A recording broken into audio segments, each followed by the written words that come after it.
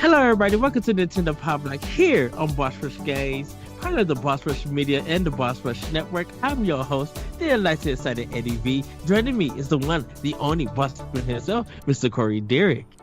Hello, I'm here. We're trying something a little different, so, yeah. Good times, I think. Maybe. We'll see. See what happens. It's crazy. It's getting crazy out here, guys. Technology. Things. Yes. Words. Games. Yeah. Things. Yes. We also have the talented TikToker herself, Miss Courty Yikes. Hello. Hi, guys. Hello, Hi. Word. Yeah, I was, Corey, I was watching our expression pass about the Game Awards, and it was just a really good discussion. I was just like sitting back watching it and everything. Was And that the I one know that went up today? The free one that went up today? Or Yes. the Patreon one. I think it was the free one. it was a free one that went up today. Yeah. Okay. And as everybody knows, the Game Awards is going to be on December 8th, this coming Thursday. We don't know what trailers they're going to show. I we don't do. even know Just kidding, I don't. We don't know Nintendo's going to show up, or I they're going to do like a mini trailer. Yeah, it's going to be interesting to see the Game Awards this Thursday. If Nintendo going to win anything outside of the family category, we shall see. It's going to be very interesting. But it was a really good discussion. The only things I've heard through the grapevine, as they say, there's sources out there, is that Xbox is going to have a pretty big presence, and that Elden Ring is probably going to have some DLC shown off, is what I've heard. Is this going to... Oh, no, this is not... Is this From Software's first DLC stuff? No. Because I'm just wondering. Dark Souls 2 had Scholars of the First Sin, which kind of revamped the whole thing. Bloodborne had the Old Hunters, and then Dark Souls 3 had the Fire something. So no, they're pretty equipped to handle DLC. DLC. Okay. I think it's because it kind of felt like they didn't make that DLC like a big event, like a big announcement and everything. Well, I just think that Bloodborne's was a pretty big announcement, but I just feel like people who are into Dark Souls games know that those things are coming, so they really don't need to Dark Souls DLC where you take your knight guy and you stab a monster guy with a trash can lid and a mop. I don't know. Nope, that's exactly how it is. Yeah. That was my before Dark we get Souls it, impression. So before we get into everything, Courtney, how was your weekend? It wasn't too bad. I almost believe you. We're just gonna leave it at that. Almost believe My you. birthday's like in a couple hours, which is exciting. Ooh, But I mean, birthday. that wasn't too bad. Nice. Corey, how was your weekend? It was okay. The Browns won today, so it was okay. Riley had her first ballet recital too, so that was really fun. Oh, Yay! I posted a it's couple horrible pictures in on her little Instagram. costume. Yeah, it was. She calls it her Anna dress because it looks like Anna from Frozen. Mm-hmm. And she got a little crown, so she's happy. She's excited, and she did really good. My wife posted more pictures and some videos and stuff, but yeah, it was a good weekend. It was good. It was fun. It's good. Yeah. Well, today was our pink day at work. Your pink So day? we all had, so we had to wear pink shirt, or anything pink to represent. It's a marketing thing. Represent this brand holiday stuff at work. So I had my pink shirt and tie, gray pants and stuff. I didn't take a picture, but I do. My boss and my other employee got pictures, so I'll try to get some of those and send it. I will be doing pictures with it like later on in the week just to show everybody. So I'm gonna do that with my camera and uh show everybody what I wore and everything. But it was a really fun event.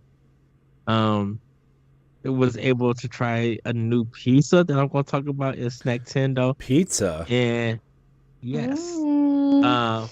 and I did pick up the Callisto Protocol. I installed it, but I did not play it because Lame. Saturday night I installed it, was getting ready to play, and then I laid down on my bed and was knocked out to sleep. So, I'm getting ready for my 2 days off that I really need. Just need it so bad.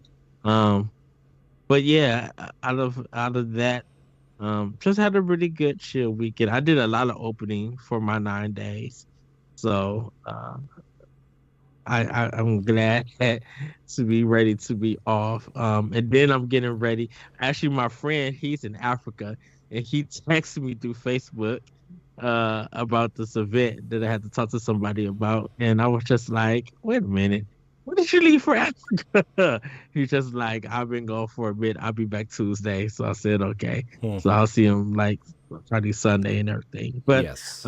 Yeah, I had a really good chill weekend and everything. Really been playing some of my PlayStation 4. But we'll get to that. We're playing with power and stuff. Playing with power. But before we get into everything, everybody, it's time for Snacktendo.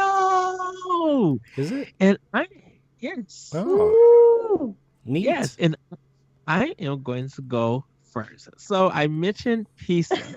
So I went to a place in a Pizza close Hut. to our local. No, to our local mall. That's like there's a new pizza place called Chicago Wood Fire Pizza. And kind of like a small little restaurant where you go in, have you some drinks, sit down and eat. And I was kind of away because I had to go pick some stuff up. I had to go. That's the Friday. I had to go get my shirt for Sunday for work, and I ordered a pizza, drove up there, and I got it. And I actually paid like $17.41 for this, like $17.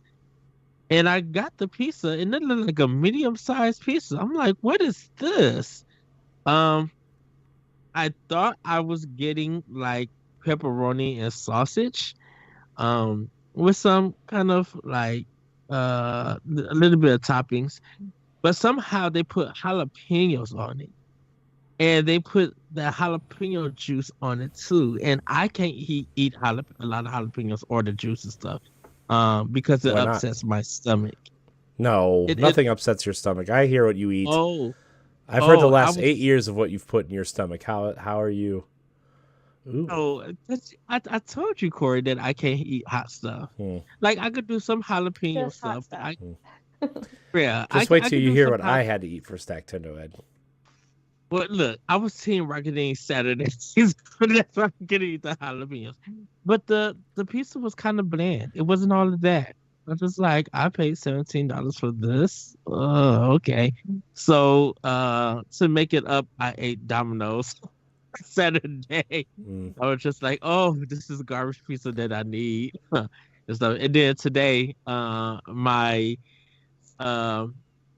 one of the other managers at the store, she bought me Ma's pizza, and I just got a sausage and pepperoni, and it was so good and everything. Gosh, you're gonna turn into a pizza. I know. I will say the thing about the Chicago Wood Fire Pizza, they did have good dough and cheese. Like the breading and cheese was good. The toppings was fine, but if they didn't have that jalapeno, because it's not, the thing about it, Courty, is that I didn't order jalapeno on it, and it's not on part of the menu. Like it's not supposed to be on the pizza. And plus they need to fix their service, because it was just like they didn't care who I was or anything. Like you guys could just say, hey, how you doing? Kind of greet me, and it looked like they was even doing that. So I was just like, well, I ordered the pizza from you guys. It's a one and done thing. I'm not gonna order from them again. Hmm. So, but I did try also some new snacks. I found this one. It's mint chocolate Twinkies. I did try it. It's not bad. I know the Twinkie part tastes like the Hostess cupcake breading with that chocolate, and then um, the mint is not that strong within the cream. So it's not bad, but it's something that you can't eat back. Kind of like, ooh, I'm done with one. I need another one. You can't do that. So that's gonna take me a while to get through. And then my other one that I haven't tried yet, but I'm excited for, is the Hershey's Cookie and Cream Ooh. cupcake. Mm-hmm. I like cookies and cream. Put it in Yeah. the microwave for like 15 seconds. No, it's a little freeze taste it. of heaven. Freeze it. Freeze it? That's Do what both. I do to brownies. Really? Yeah. The little Debbie ones, the little cosmic little Debbie brownies. Uh-huh. Freeze those babies right up. Delicious. But Corey, I be wanting to jump in those with the little that little sprinkles in them, like M&M kind of things on them, of the fudge brownies. No, they're like the cosmic brownies with like the little Right. chunks of colorful speckles on them. They're not Right, really that's what I'm sprinkles, talking but about. they're like Like chocolate. something. They're There's Yeah. sprinkles in our hearts, okay? They're not. They're chocolate chips with coating on them. Little Dude, sprinkles. because I have to eat those with milk. 'Cause they're so good with milk. They just really are. So but that's pretty much all I really had for Nintendo. Didn't really do anything too special. I know I went pizza crazy this weekend, but I just like after that Chicago wood fire on Friday, I'm like, I need some garbage. I need some flavor in my mouth. And Domino's and Mott's did this job. So that's all for my Nintendo. Well, Ed, I'm going to piggyback off of your spicy jalapeno pizza. And I actually had a burrito from Casa del Rio this weekend. It was very delicious. Fancy. It was, but not only did I get the grilled onions and jalapenos on it, but I also got the habanero salsa on it. But I also got an extra side of habanero salsa that I then proceeded to dip/drizzle on my burrito that I had to eat with a fork because it was so big. We made it fatter this time? Yeah, it was awesome. I almost sent you a picture, but I was too hungry. Dude, it was seriously like this big around. I'm not even kidding. Oh, They made it Oh a my fatty gosh. fat. Like you can't even hold it. You literally have to unwrap it and lay it on the plate and then eat it with a fork. Wow, There's just nothing to there. There's just no way. You have to eat it with a fork. I will say I like mango habanero. No, mango, get that out of saucy. here. Get your Yeah, I citrus like just garbage out of anything my spicy. tacos. Ugh. I know I like the sweet and sour, not sweet and sour, the sweet and spicy. When it comes to habanero, I can't just eat that outright. I was heading to Charizard, but like with that mango flavor, it's still spicy, still has a kick, but that sweetness kind of helps it like smooth for me to eat it and stuff. Because that's the kind of the Domino chicken sandwiches that they make with the habanero sauce. That's the ones I kind of Nobody gets sandwiches at Domino's. Ed, you're the only one. right. No. I get that. I'm just there for the wings and the breadsticks. I miss KLC's boneless barbecue wing chicken, and the was the bomb. Honey barbecue, I should say. I've been in a mood for some good wings lately, but I have to tell you that they are just so darn expensive anywhere you go. Yes.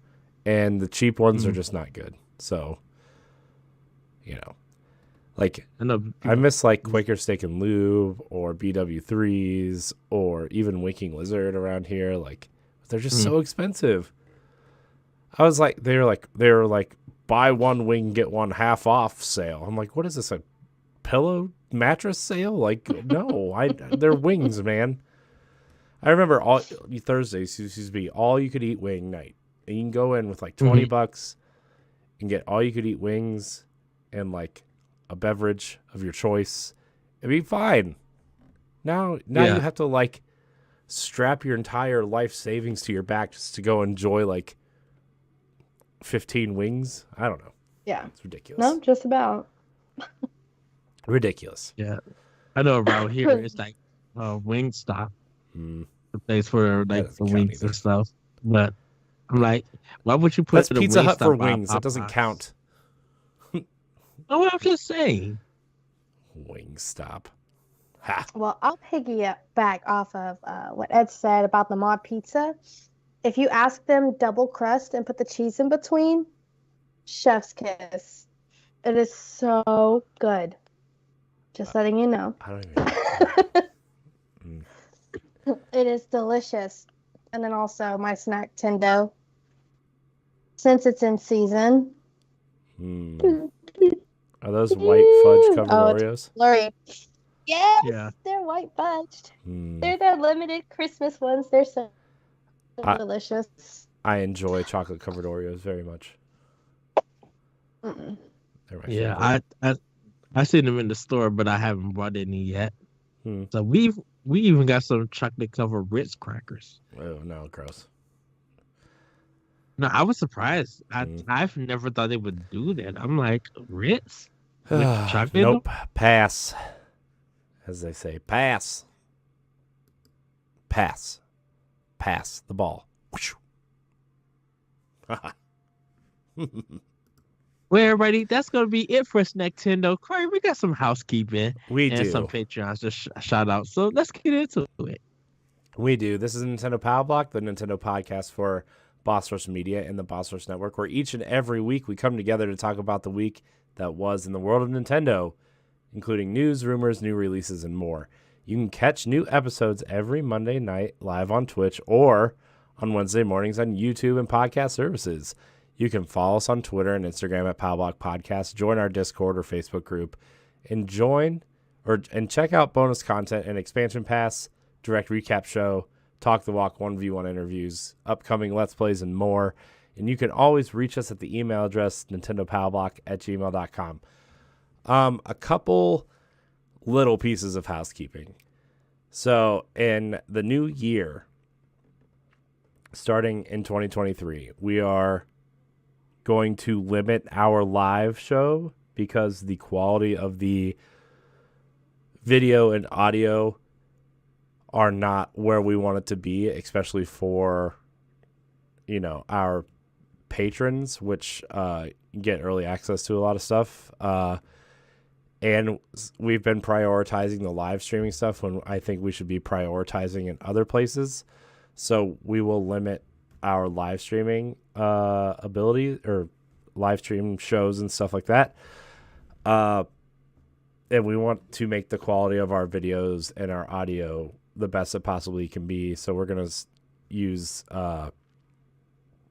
audio and video from service like Zencaster or Riverside FM, which is what we're using right now to record audio separately.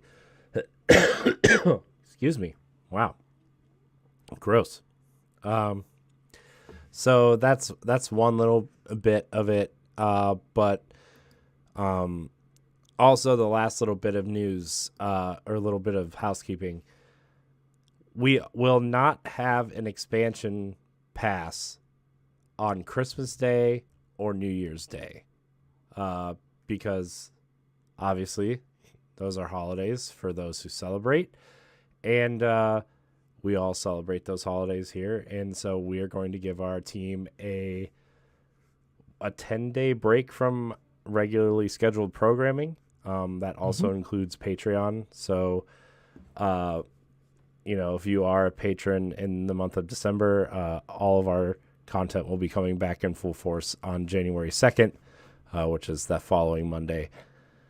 Also, I think we're going to try to put out 2 expansion passes a week starting in 2023, which is something I've wanted to do for a long time, and also kind of reorganize expansion pass into at least some of them, not all of them, but some of them into more predictable kind of, okay, well, this is the first Sunday of the month we're getting a ranking Nintendo here, or this is I don't know what other day, this is the second Tuesday of the month or whatever. This is where we're going to get a deep dive into a specific game, right? And so those are just kind of some things on the horizon as well. Plus, like, we've been keeping to this Wednesday schedule, right, of releasing the show on Wednesdays, but we also we have to record on Mondays because that's when the live show is. And this is going to allow some flexibility in terms of, like, oh, well, Ed has to work on Monday night, but not Tuesday. Or Courty can't join us on Monday because she has to work. So we can record either on Sunday, which is what we're doing now, actually, or we can record Tuesday night and at least get the audio up. And then, yeah.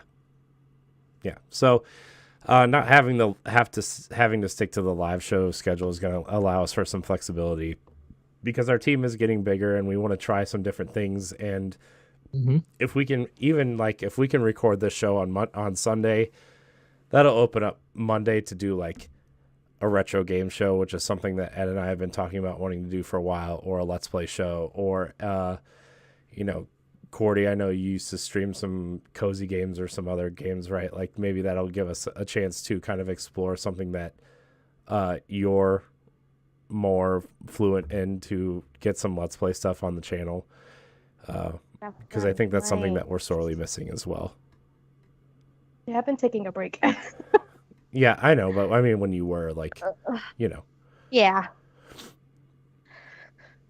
So that's where we're at, and then it'll allow a lot of flexibility in schedules and guesting and stuff like that.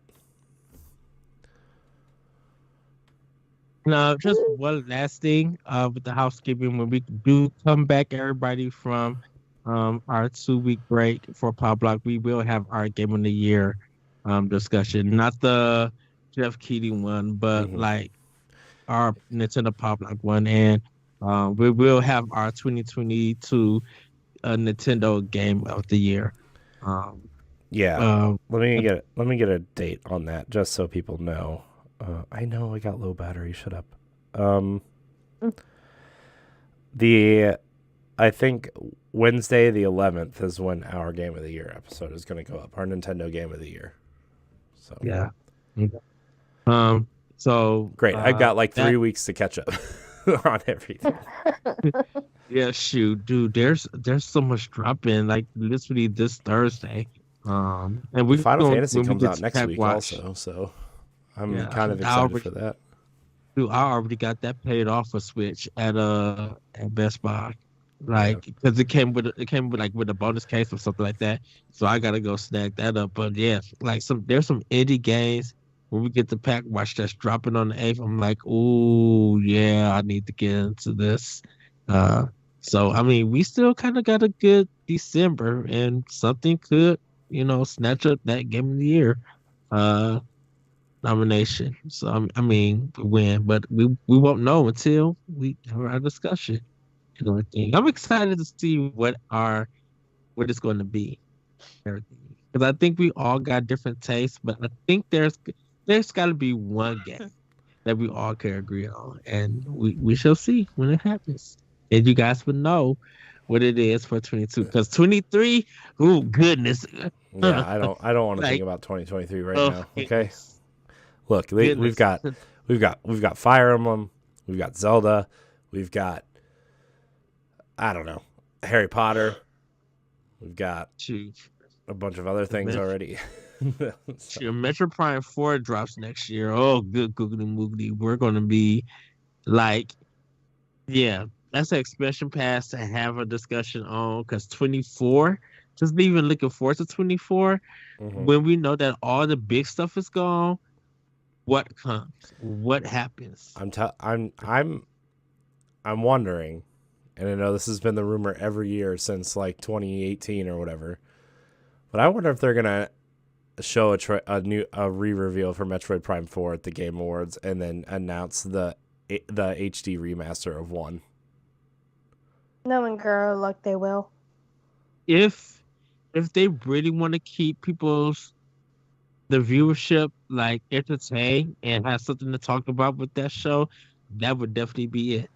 Because we talked about it, like I said, Corey, when we did Expansion Pass, that I'm like, if they reveal Metroid Prime 4 at the Game Awards, that's going to get everybody talking. I apologize to Advance Wars. I'm sorry. Yeah, they may show Advance Wars to give a date. That's a possibility.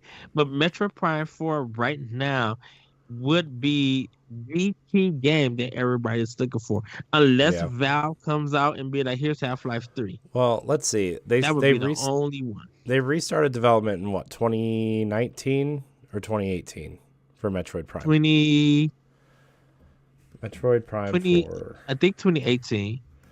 Hold on. Let's see. Metroid Prime 4. No, it had to be 19, I think. Restart. Let's see. There. Let's see. So 2019. It says. So that video went up on January 25th, 2019 that they were restarting the development. So yeah, I mean, it'll be four years in January. So yeah. So let's see. So let's say it's been in development for 4 more years, right? So 4 years. So I mean, this seems about right for a trailer to drop now, right?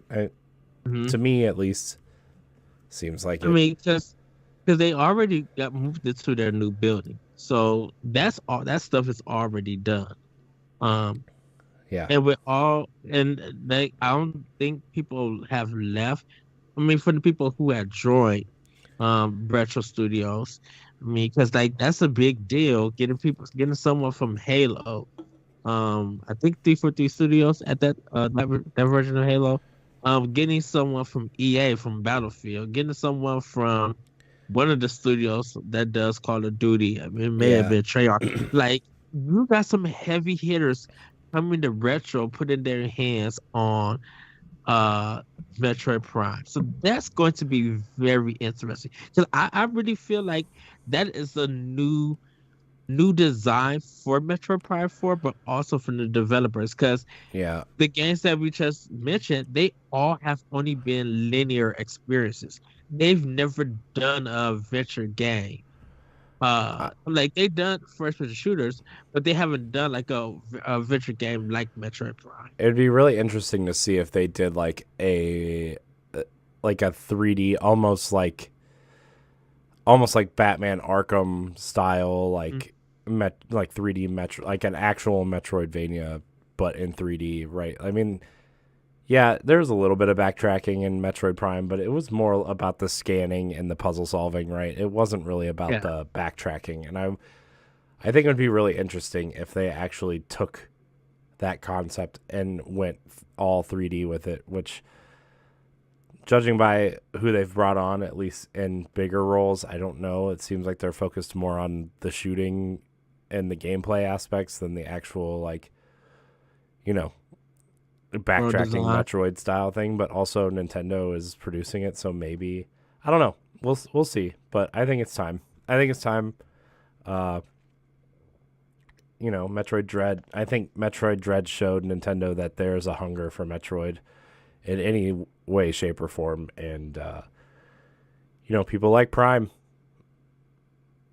So yeah, it was funny when we were talking about the most underrated game, and I mentioned, I think I talked about this on one of our upcoming expansion pass, that Metroid Other M was very underrated and stuff, and people just now that they think about it, people was wondering why so many people overreacted to that game. Because I'm like, Metroid has kind of been through three versions of its game.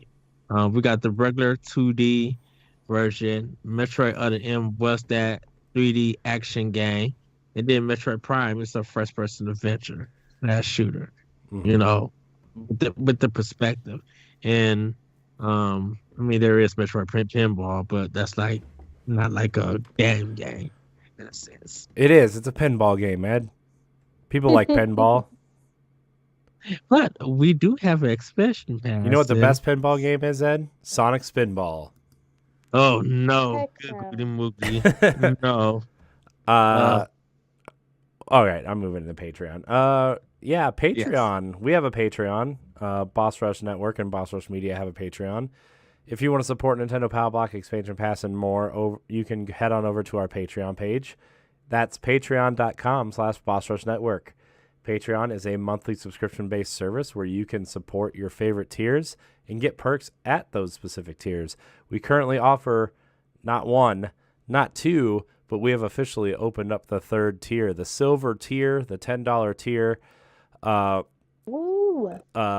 But our basic early access tier is only $1. That tier will never change. You will be able to get all of our content, early access for $1. Great deal, guys. That's 4 quarters. That's 100 pennies, savings. 10 dimes. You know, use that change from that Starbucks coffee you purchased. You can slip it right on over to us, right, for $1. Never. It grants you early access to 5 of our podcasts. Our most popular tier is the $5 Patreon producer tier, which grants you early access plus a Patreon producer credit shout out across our family of shows. Also never going to change. That tier will never, ever change.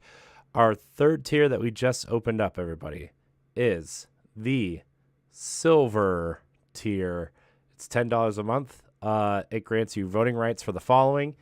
Nintendo spoiler alert game of the month. That's right. Spoiler alert is coming to Expansion Pass. It is our monthly Nintendo game book club to encourage us, and by us, I mean me, to play more video games. And so It's going to be a video game book club style thing. And you'll be able to vote on the game. We will provide 4 or 5 games to play. And then you will vote on that. And we will have a whole episode of Expansion Pass dedicated to that game.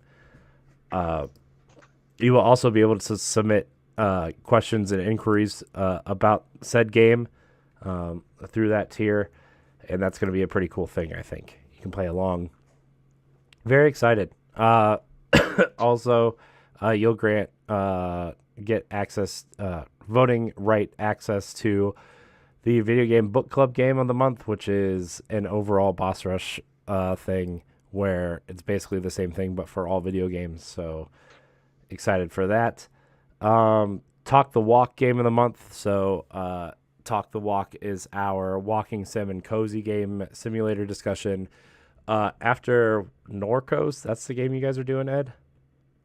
Yeah, we got Norco, and then next month in January we are doing Detroit Become Human. Right. So we switched it. Yeah. So starting in February, the games that you vote on will be the ones that we discuss.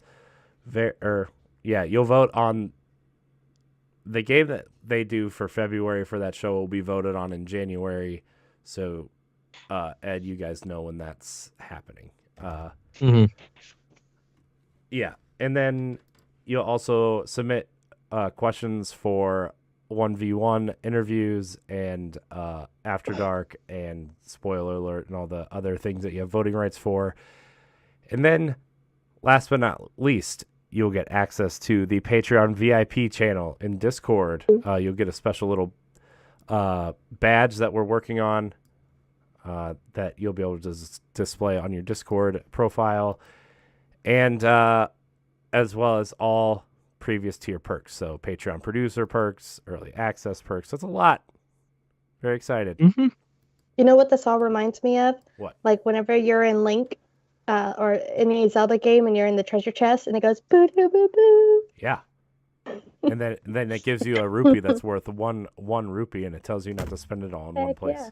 Oh, Yep. good. That's a Twilight Princess reference, everybody.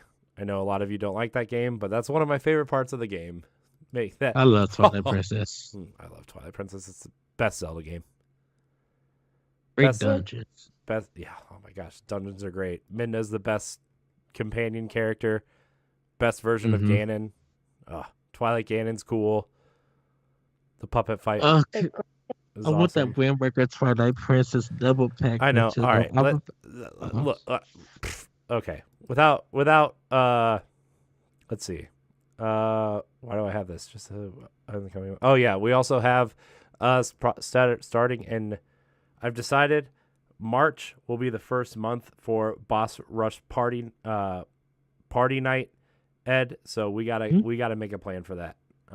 Yes. Which is our gold tier. It will be limited to 5 patrons, where patrons will be able to come in and hang out, win prizes, play trivia games, and 20 questions and stuff like that. Very, very excited for that. Heck yeah. Where am I at? All right. So without further ado, why am I logged out? Why am I logged out of Patreon? Who logged me out of Patreon? I did it. No. I got a notification. Hold on. Big deal. Uh-oh. Notification. Oh. Breaking news, everybody. Nope. False alarm.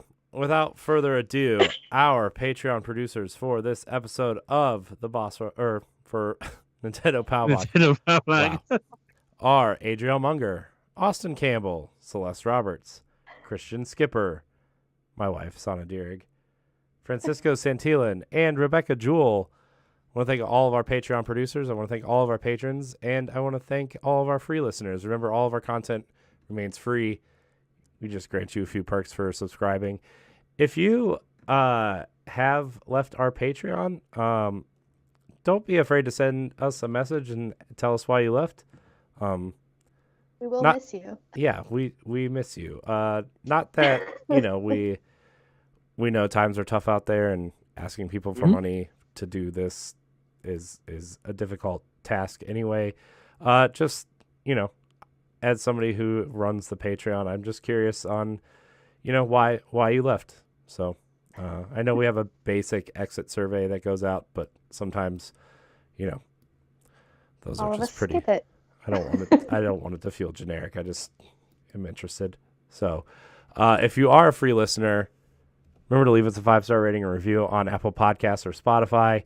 If you are watching this video on YouTube, please subscribe to the channel, like the video, leave a thumbs up, leave a comment, ring the bell. I saw Grayson commented on our expansion pass the other day. It's very nice. We need to get Grayson back on sooner than later. Yeah. Maybe is anybody playing Pokemon, by the way? I know we're heading into playing with Power, but I am, but I gotta I'm going to be spending more time with it on my 2 off days. Maybe January we'll do a Pokemon spoiler alert. Yeah. I was just wondering. Anyways, back to you, Ed. We did it. We did the Patreon thing, did the housekeeping thing. I know that was a big wraparound, but it's fine. Yes. Sorry, but everybody, I gotta be more efficient. I thought writing it down would make it better, but it didn't because I didn't write it all down. I get that. But everybody, it's time for Play with Power. Courty, when have you been playing with Power? Me? This guy? Courty. Oh. No, Her. it's me. It's always me first. Yeah. So this month I said, like in the last podcast, I'm trying like a bunch of first shooting games, and my first I started Apex. Terrible at it. It's okay. Apex is it's a hard game to learn. Hard. Because it's like it's so hard, and it wants you to think it's kind of Fortnite, because it's a battle royale and the circle closes in, but then it also has that Overwatch element where every character has its own special ability, but yet you can still pick up weapons that are, different. So Yeah, it's very stressful. I've only been playing it for like 4 days now. are you playing on I play PC? like an hour a day. Well, both. I play on my phone and PC. Ah. But I play like The an hour a phone. day. The phone. Yeah. You're one of those I've people. made some friends, but I've also been kicked out like a lot. One of those people. They- The mobile They people. exit and go to lobby. I am one of those people. That's fine. I can't help it. You can play on your Switch. I can if I had Wi-Fi. Fair. It's a struggle. What have you been playing, Courty? Really just been playing I played some Link's Awakening this weekend. Yay! As you know, I'm trying to 100% things. I did a lot of the stuff before the next dungeon, and so I am at the I'm at the second to last dungeon, and I'm very excited. Very excited. So like you're almost done with the game? Yeah. And it only took you like what, 3 months? Well, I went on vacation in No excuses. July. So longer than that. Which is hilarious because I got to the 7th dungeon in like 3 days when I was on vacation, and then now I'm on the 8th dungeon, and it's taken me that long to get there. I'm just so busy. My life does not it does not just allow me to sit and play games for like 5 hours a night. I'm going to try to finish Zelda. I also have been playing a lot of Nier Automata. I'm doing missions for the robots in the city behind the amusement park, and it's been really kind of funny to watch the androids learn about the machines and their personalities, and it's like, oh man, this is really like, it's giving me some Matrix-y type vibes to it, like just in the way that people deal with programs and stuff in the Matrix. So Yeah. really like that game. And then I've been playing a lot of Destiny 2 also. The new season starts by the time this comes out on podcast feeds. The new season will have been out. But I'm finishing up some stuff in this current season. New, interesting. I don't know if you guys saw this, but I'm actually really like pleasantly shocked with the cutscene that ended the season. Two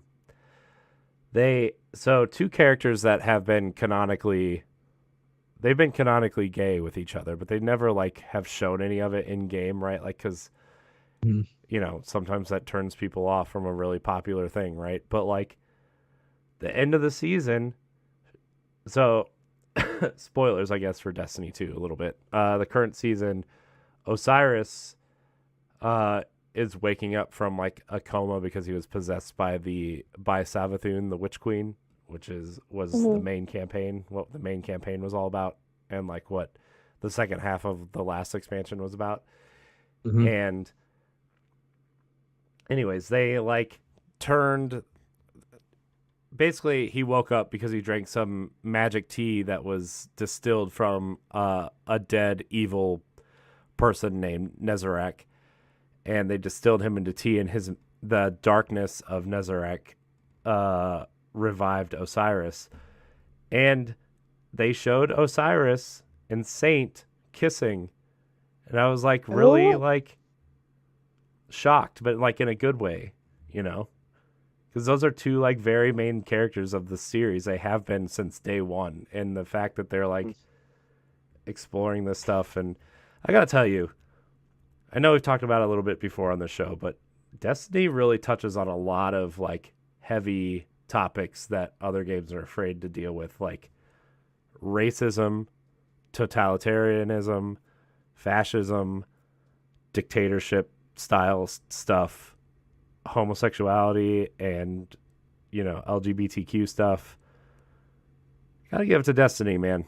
They're doing some really nice things with their storytelling, but like not in a way that feels forced, you know, in a way that just kind of like, oh, that's the world we live in. So. It's not like in like a walking simulator kind of thing. You know, this is a big AAA title that that is exploring that. You know. Yeah. So I mean, Which, it was really nice to see like them actually come out and like show the world that these characters, this is what they are.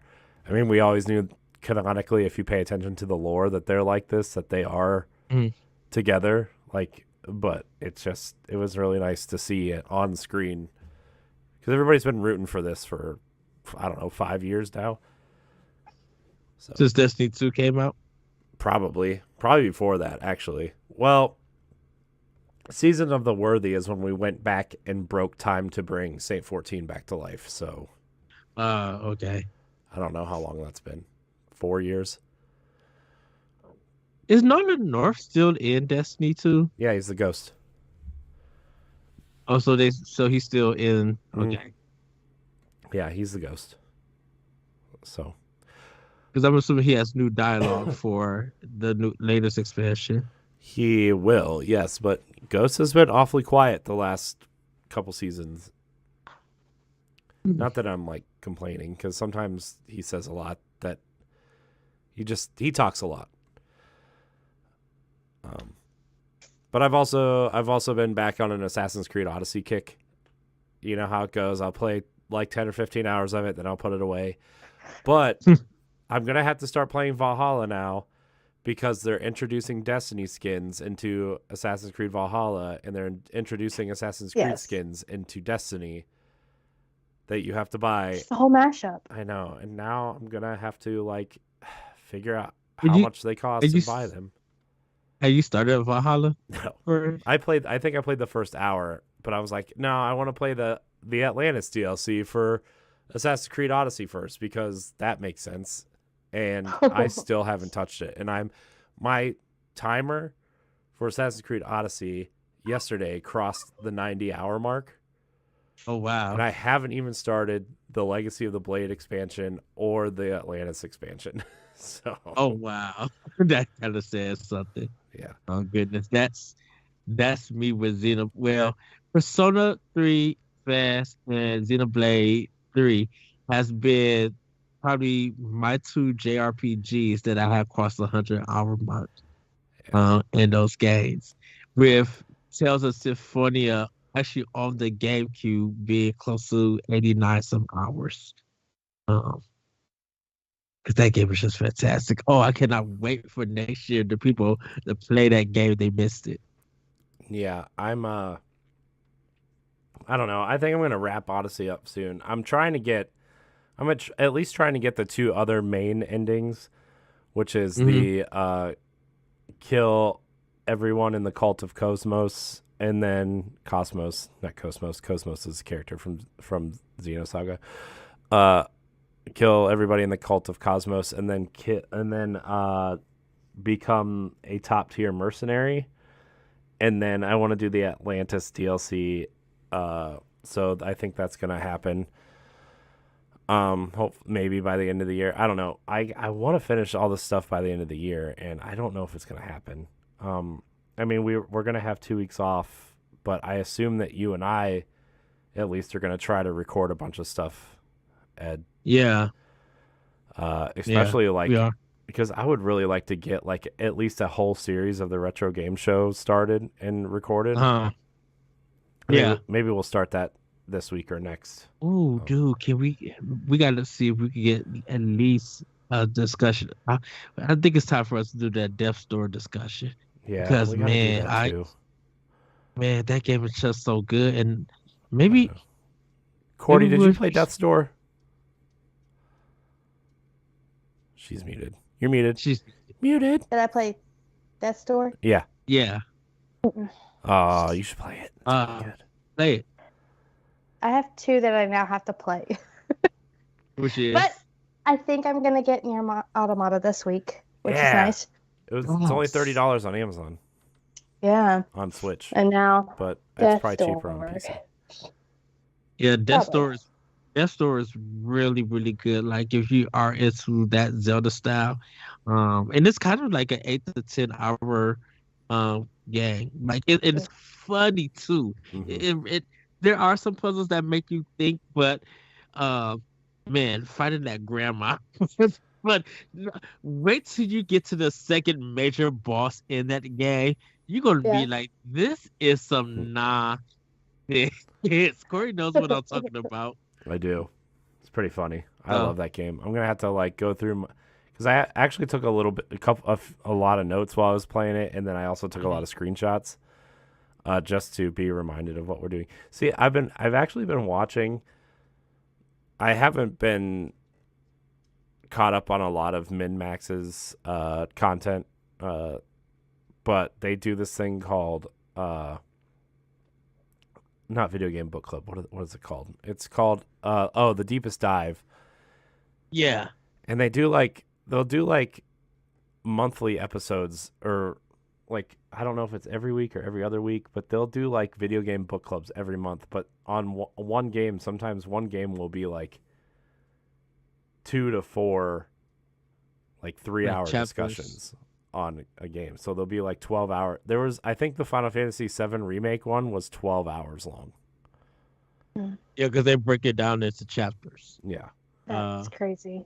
Yeah.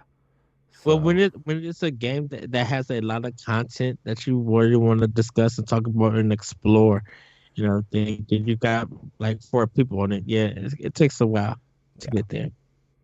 But anyways, that's what I've been playing. I didn't mean for that to go that long. Oh no, that's fine. So for That was me, good. I kind of haven't been playing my Switch.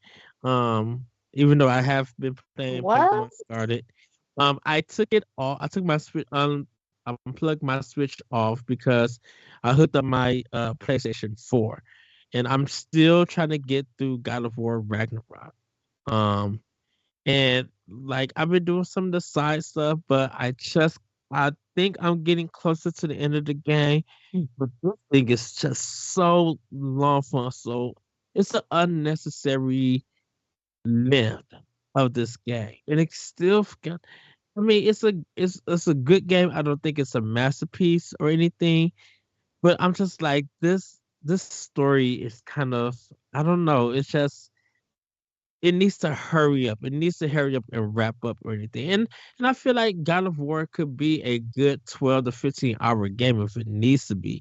But I'm just like, with all the jumping around and playing different characters and all of Yeah. these cutscenes and because I'm playing PlayStation 4, it's even longer because the load screen is about 30 seconds. And then Yes. fights, some of the fights don't have checkpoints. So, and I mean, like with the bosses, so like if you die by a boss, you have to start from the beginning, and sometimes that takes so long. Um, some of the button input is not registering right and everything, and it's just I don't know. It's not. I'm not saying it's weighing on me or I'm getting bored of it, but I'm just like, okay, this really needs to wrap up. Because it's just I don't know. It's just it's not going anywhere for me that I want it to Yeah. go. So I'm staying committed so I could finish that game. Um, and so I could definitely discuss it. I think with Story and Laurent, if they want to discuss it, I just want to have that discussion with them about this game and stuff. Um, been playing Vampire Survivor on Series X, which is a fun game. People are getting like these crazy builds and playing for like 30 minutes and stuff, and I keep dying like at the 15-minute mark. Like, what am I doing wrong and stuff? But I'm having fun with that. Started up Narco for Talk the Walk. I'm probably gonna end up finishing that game by the end of this week. But it's getting very interesting. And so um I'm intrigued what the story is going to be about. When I get as I play along, because it is a very interesting thing. And I can't wait to have this talk to walk this discussion. I got my day ready for it. Celeste is going to be leading this discussion, so I'm definitely excited. And then, like I said, I'm gonna start up the Callisto Protocol, which is very weird in a sense that I thought they would have New Game Plus. That's not coming until February. That's like an update. I'm like, really? And I know it's been causing some discussion. Like you could play a game that's 6 or 7 in its ratings and stuff.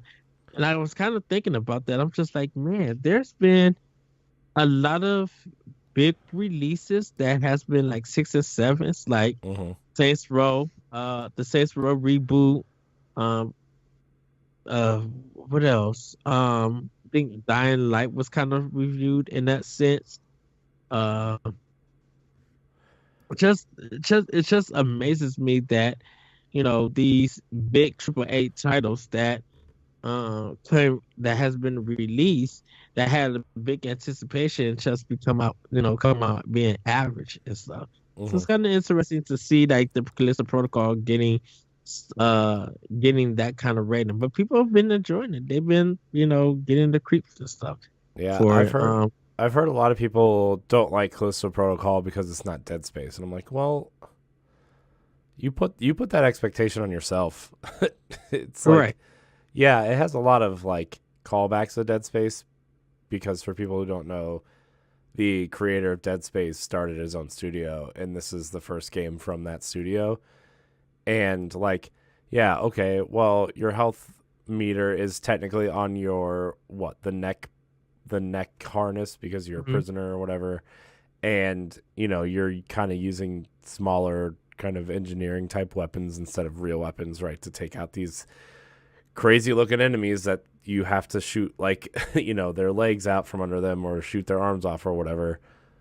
But like, yeah, it doesn't mean that it's a bad game because it's not Dead Space. If you want Dead Space, guess what?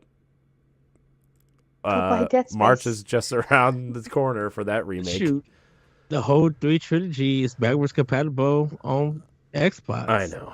Or EA or it's just I don't know. The internet and gamers. Yeah, LeRon seems to be enjoying it, and that's like my bar of like, okay, well, if LeRon's enjoying it, it's probably good. So. Yeah, so I can't wait to start it. I will say that. But yeah, I just had to take my Switch off so I could focus on some PlayStation and Xbox. Because I really haven't been playing my PlayStation 4, even though I've been looking at PlayStation 5. Hopefully I get one.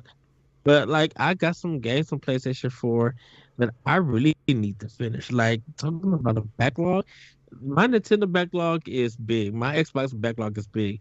My PlayStation 4 backlog is ridiculously big. And like, there's still stuff from the time that I bought the system that I need to finish.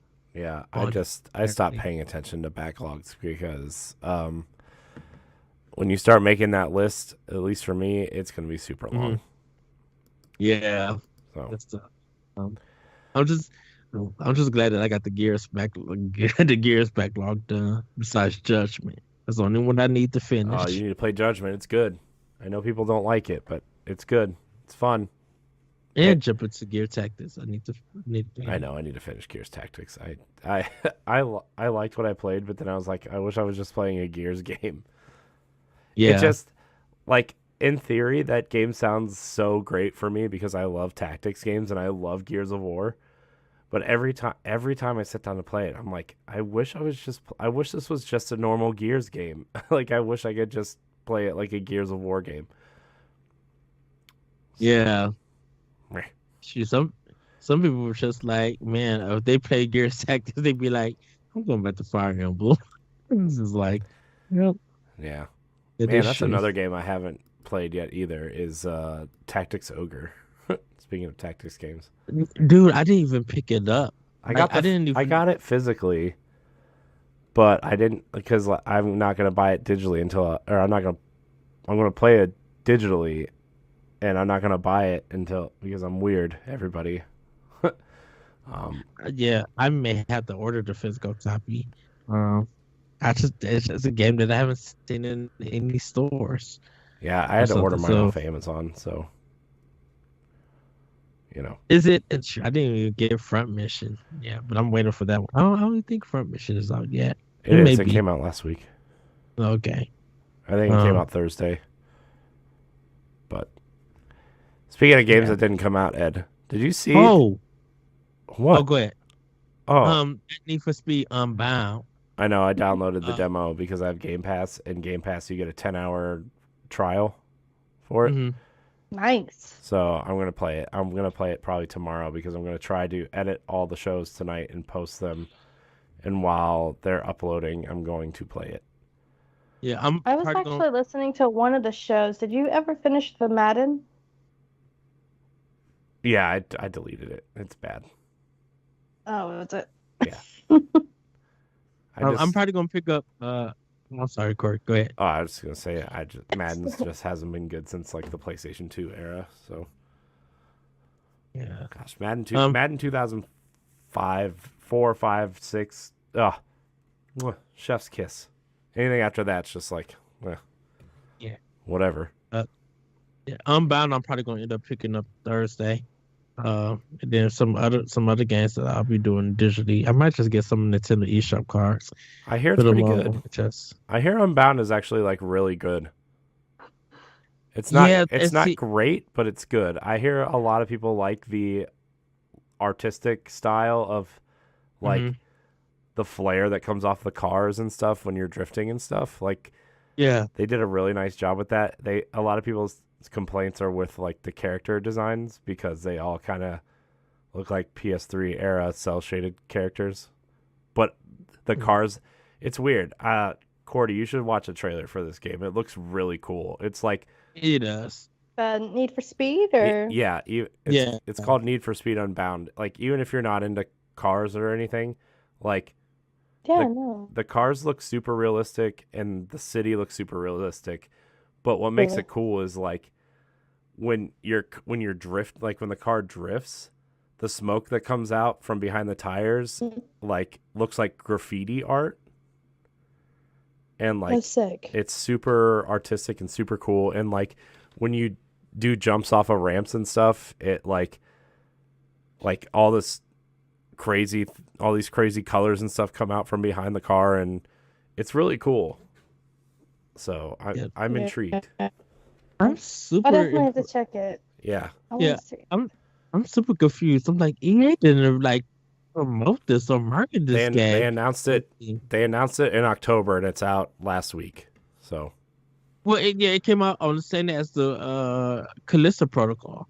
So I was wondering because I didn't see no reviews for Unbound yet. I'm Yeah. like, I haven't really IGN seen don't it have either. it. So that's why I'm just like, man, I know that I know the other game like was the game that everybody was looking for, but I thought EA was trying to be like, let's get our marketing of this game to remind people because like no one is talking about it. And no one don't even know that it's out and stuff. I mean, I've seen some people say they've been playing it. I think before the game came out, I think for like reviews or for streams and stuff, but just like nothing. So I do want to pick it up, and I'm going to do that like this week, and see what it's all about and stuff. And maybe if I could get it finished or do something with it, try to get it on the network on the writing for review for it. Yeah. But yeah. Speaking of games, Ed, that may or may not have come out. You see that Metroid Tactics thing that came out? The rejected Retro Studios project for Wii. So there's a couple articles I have linked here, but the one I'm reading is from Nintendo Life, from Nintendo Life. The quote is, Metroid Tactics was a concept pitched internally by Paul Tozer, a member of the Metroid Prime team. This mysterious project was aimed at the Wii, with the pitch written up in late 2007 after the completion of the third Prime game. It would have been a series prequel with events taking place long before all the other games in the Metroid series. Quote, it marks the very moment when Samus Aran first separates from the Chozo, who raised her from childhood, encounters humans and becomes a bounty hunter. The game also marks humankind's very first encounter with the space pirates and the Metroids. Samus must cooperate with an elite team of highly trained Galactic Federation troopers and colorful bounty hunters to stop the incursion of several Galactic Federation planets at various locations on planets such as Norian and Earth, and eventually take on the space pirates at their outpost on planet Zebes.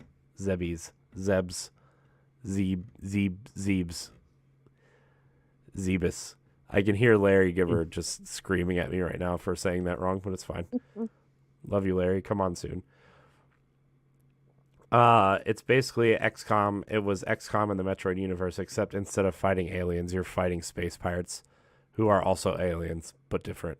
So that's exciting. This game sounds super cool, and there's screenshots and like a proposal. It's like this whole thing. It looks super cool. I texted LeRon about it. I'm like, dude, did you see this? And he was like, I don't know. I'm kind of skeptical. I'm like, I think it sounds awesome. You know what, LeRon? You just go play your 2D games, okay? And I'll play the cool games, okay? Okay? Find some sleeves for those big muscles of yours. Jerk. Wow. See you Wednesday. If he listens to this. He's said he's been listening. So I don't know now.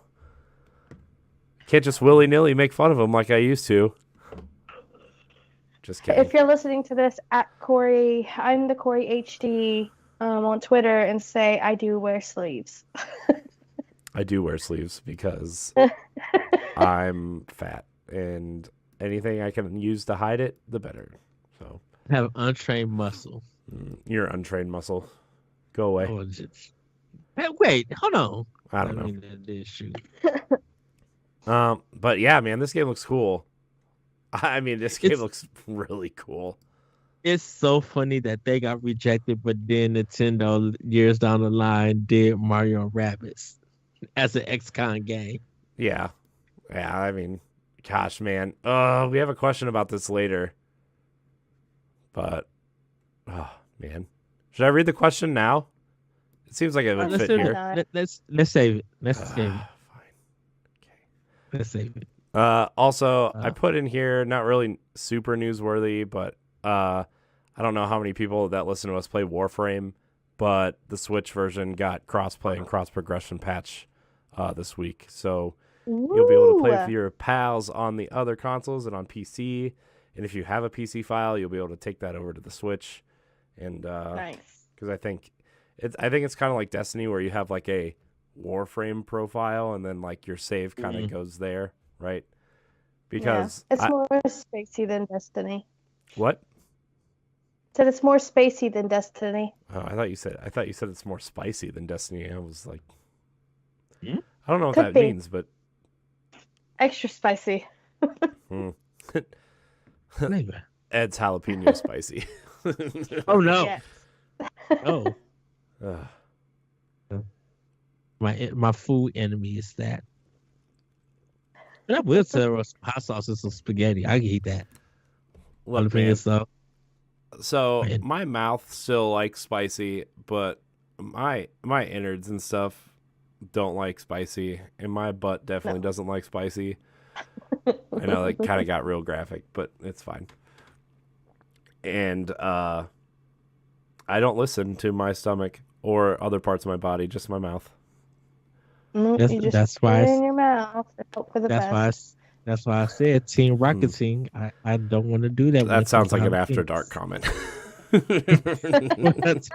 What Team Rocketing? No, what Courty said. Oh. She said, just put it in your mouth and hope for the best. Well, this is a family show. Exactly. And I think it's time for Courty, take it away. All right, so our first story revolves around Persona 5 Royal, which I bought digitally yesterday because it was on sale. So I bought 2 games yesterday digitally. I was actually quite excited. I bought Persona 5 Royal and Sonic Origins. Persona 5 Royal has proven to be a massive hit on Nintendo Switch, selling through over 1.1 million units on the hybrid console, bringing its grand total to 8.3 million units for the Persona 5 series, including Dancing All Night, Strikers, and the original release and Royal. The Persona series started as a Shin Megami Tensei spinoff on the PlayStation as Revelations Persona Shin Megami Tensei, followed by Persona 2 on PlayStation 1 and Persona 3 and 4 on PS2. Persona 3 and 4 have had subsequent releases on portable devices like PSP and Vita, with Persona 5 releasing on PlayStation 3 in Japan and 4 in September 2015 worldwide, with Persona 5 Royal releasing on PS4 in October of 2019. It was a PlayStation exclusive franchise until this year, when it was announced that Persona 3 Portable, Persona 4 Golden, and Persona 5 Royal were being released on Xbox, Xbox Game Pass, Switch, and PC, starting with P5R this past October. 1.1 million units on the Switch in a month, man. Nice. Bringing, That's huge. dude, I mean, that's crazy. That's so crazy. I mean, this story comes from Nintendo Life, by the way. Credit to Ollie Reynolds. Reynolds. I mean, everybody said they've been waiting for this game to be on Switch. So to see that just 1 million people picking up that game digitally and physically, that's really good. Yeah. Excuse me. And I kind of, just in general, in total, I should say, I kind of want to know how Xbox has done with Game Pass for that game. Yeah, I don't know if we'll ever get true numbers. Like, Game Pass is so it's just you can't really measure, unless Xbox comes out and says it explicitly, right? Because they're like, Game Pass has 29 million active users, but what does that mean per game, right? Because like I'm technically an Xbox Game Pass active user, right? Because I'm playing Assassin's Creed Odyssey, which is on Game Pass, but I've owned it forever. Also, like Halo and Gears and stuff are all on Game Pass, so I don't really know what that means. I know they do release numbers for specific games, right? Like when Forza Horizon came out and said, we have 10 million active users in the first week. And it's like, well, yeah, because it's the first party game you've put out in 2 years. People are interested in what you're doing. Right. Also, Forza Horizon 5 is a great game, but you know what I mean? Like, it's really hard to gauge those numbers unless Xbox comes out and explicitly says it. I'm wondering how many people actually bought the game on Xbox, or how many people are actually only playing it on Game Pass. Because my thing with Game Pass is, it's like, this is a demo station for the games I'm buying on Switch, right? Like Death's Door or Tunic or the various other indie games that have come out on that platform. So I don't know, man. It's weird. Game Pass is weird, man. Like I like, it's a great service, but like I don't know. I always go back and forth on whether or not I should really just not be subscribed to it or not. And then I'm like, well, yeah, I should be, because why wouldn't you be? But whatever. Yeah, I'm like I said, I got it for Switch. Waiting for my Xbox copy to come. Got it on PlayStation 4. For all 3 versions of Royal. So I own all 3 copies, but well, not the Xbox yet. I gotta go pick it up this week. But yeah, it was just very interesting to see where where the Xbox fan base is at. And then, like, man, we got next month, we got PS3, I mean not PS3, Persona 3 and Persona 4 Golden. Yeah, man, on the that's same gonna day. be Why is it on the huge. same day and no physical release? Competition. Yeah, that's the thing about it. I think with those, I think I'm just gonna buy both of them on Switch. Yeah, I mean three I could see like no physical release, but 4 Golden is like one of the most beloved RPGs of the last decade. Like, maybe 2, right?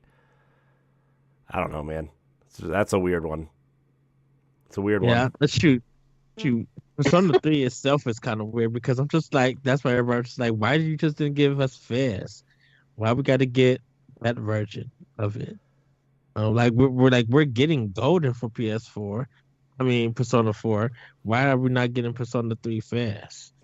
They're all the extra content and stuff. Yeah, Portable was an interesting choice. I would have probably chosen Fez over Portable, but that's just me. Yes. Courty, what did you think about the Persona series? Did you gain any interest in it? Anything? I mean, I played it back in the 3DS phase, but I mean. You played the Persona Q dungeon crawlers. Those games are worth a lot of money now. Ooh. I only have one of them. I mean, they're worth $5. I'll give you 10. Dang it. I'm just kidding. No, I think they're worth some money. Even with it opened? Yeah.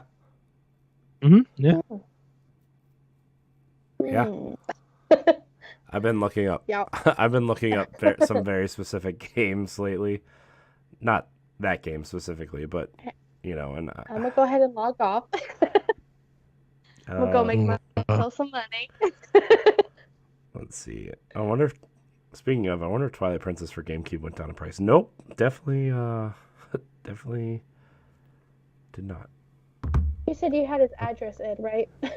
Nope, don't do it. I'll fight you both. I'll do this show by myself. Well, make sure it's scratched up then. How about that? Nope. Just a scratched up version of it. Nope. Just so you can say you have it. Nope. Moving on.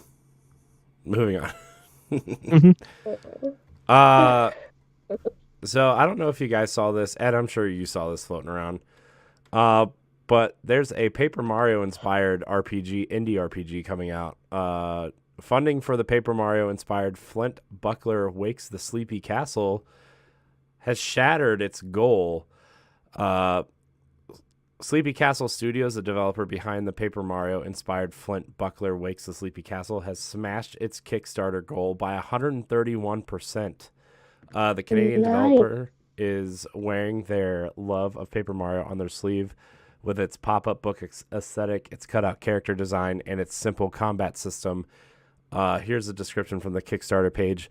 When Flynt Buckler, a classic fairy tale adventurer, storms the Sleepy Castle to defeat an his evil dragon arch-nemesis, he finds one intimidating fortress has been converted into corporate offices. The villainous dragon is nowhere to be found, and all of its colorful minions have been mindless coffee-sipping, report-filing drones. What happened? It turns out that storybooks are an untapped market ripe with valuable resources, cheap labor, and profit to be had. So naturally, real-world conglomerate Ever After Inc. found a way to intervene.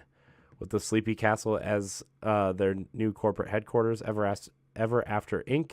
is hellbent on taking over every storybook they can, and it's up to Flynt Buckler to stop them. Flynt must band together with other fairy tale characters and travel across twisted storybook worlds in order to wake the Sleepy Castle from its capitalist nightmare.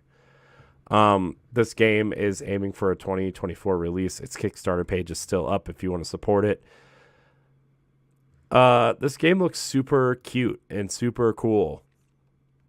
It sounds very exciting. Like, what storybook characters are they going to use? I don't know. The trailer is cool, though. It's a mystery.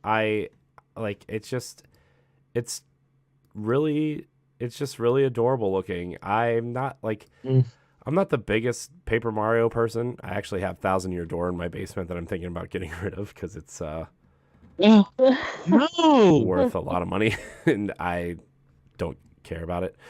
I'll trade you. Let's see. On the cover, it looks like they have I don't know. There's a duck with a butcher knife. Looks like the Three Blind Mice.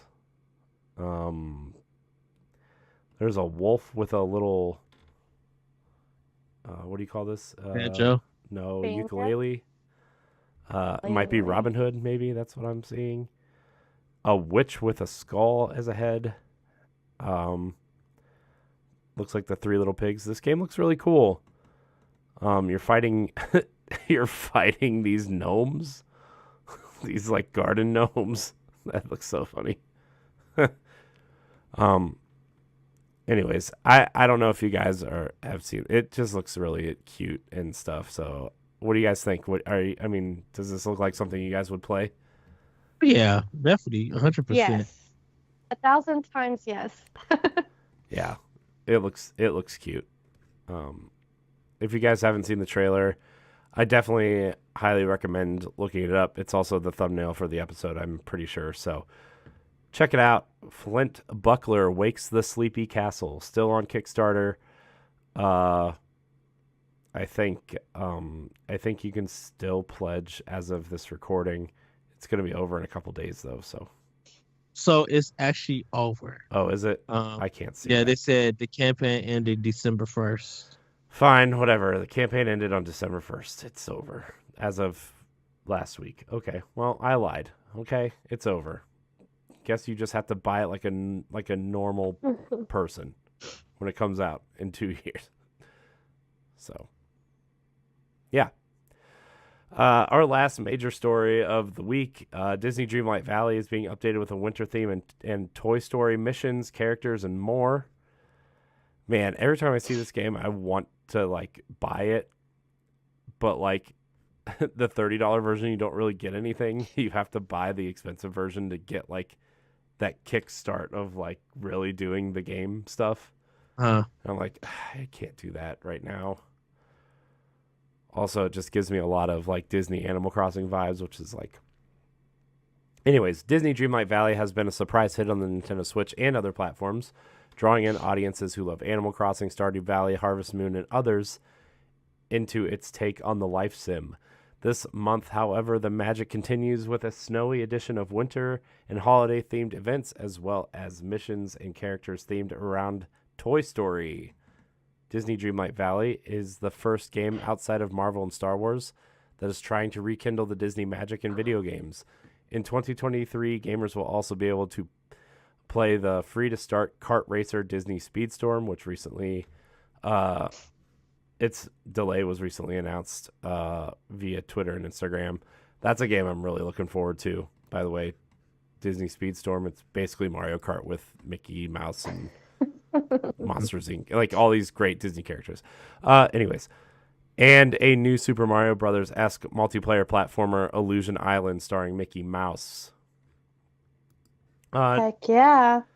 Are you guys? I mean, have either of you guys played Disney Dreamlight Valley? Yes. I have not. Okay. I know Grayson has, but Yeah, go ahead. I know Grayson has too. Courty, tell us about Disney Dreamlight Valley. Is this something worth buying? Well, apparently, rumor has it it's going to be free eventually. Right. But, I mean, yes, it kind of was.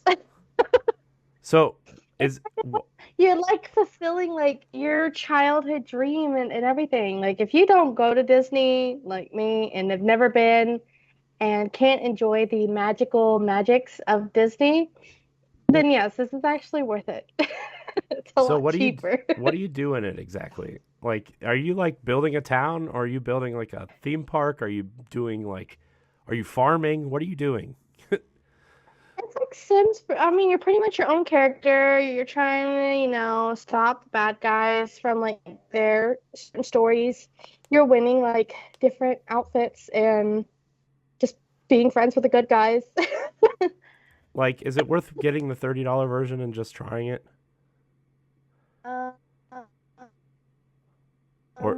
Or do you have to get the $70 version? Hope will be crushed. But for someone who like has imagination, it's worth it. She's talking me into it. It definitely is. She's talking me into Disney Dreamlight Valley. Am I? No, don't do it. I don't think I am. Because it's Animal Crossing for Like, Disney, and you're not into Animal Crossing. But I love Disney. Just because you love Disney Yeah. doesn't mean that you're gonna love this game. That's not true. And No. Goofy, I've loved some pretty Goofy, bad your Disney best games. friend. Yeah, Goofy's my best friend. No, do not do it. Dude, I played Adventures of Disneyland on Game Pass for like 10 hours with my daughter. Okay, like that game. Yeah, you played it with your daughter. When have you decided to play it by yourself when it came out? I played it when it came out. You technically don't have to play it by yourself. I bought it when it was on sale for $5 and I played it and I got like 3 achievements in it. And I'm like, I'm running around Disneyland, but I'm not quite sure what I'm doing and the frame rate kind of sucks. And then it crashed on me. I'm like, well, guess I'll go play Destiny or Halo now. No, I say do not play this. Sounds an awful lot like you're telling me to go buy it, Ed. So I think I'm going to do that after we're done recording. No, don't do that. Yeah, you get to explore all the new Disney and Pixar characters. Yeah. But Courty's You going to get to end up be in your own texting me that he regret buying this game. Probably, but at least I'll have tried it. Look, I'll Ed, play it with you. Ed, what if I get We'll have so much fun. What if Woody was my best friend? I like Woody. I'm your I like best Toy friend. Toy Story's So now you have to get it. Toy Story's top 3 movie of all time for me. You have to bring the magic back to the Dreamlight Valley. Then tell them to smoke some weed or something. They want Whoa, magic. No. family show, no drugs. Hugs, not drugs. Family show. Hugs, not drugs. You can follow Disney Dreamlight Valley at Disney DLV on Twitter. Well, that's all the news we have. I think I think I'm gonna get it. I can't though. I just spent $60. I just spent $60 on games. I can't spend another $30. Yes, I can. Watch me. Bring out your inner princess. Yeah. I mean, you can even choose. You could be a villain. You could be a good I don't guy. want to be a villain. I want to You be get to make your own valley. Like, I want to be a princess. Not for me. yes. All right, we're moving on to Pack Watch before this gets any more dangerous.